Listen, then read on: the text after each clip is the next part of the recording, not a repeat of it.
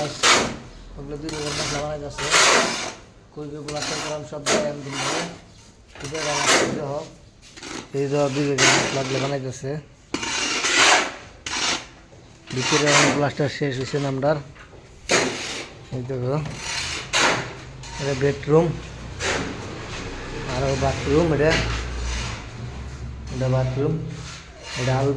আলমারি রাখবার আলমারি বানায় বেটার মধ্যে আর গাইস এটা হল রুম ভিতরে প্লাস্টার শেষ এই ওয়ালটা খালি আছে আর এটা হচ্ছে বেডরুম দেখো এটা কিচেন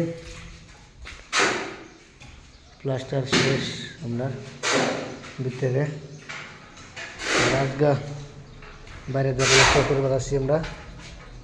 এই ওয়ালটা বাই আছে আর এই বাথরুমটা করে নিয়েছে আমরা মিস্ত্রি বাজার মশলা বানানোর লেগে করছি দেরি হইতেছে ধীরে এই দেখো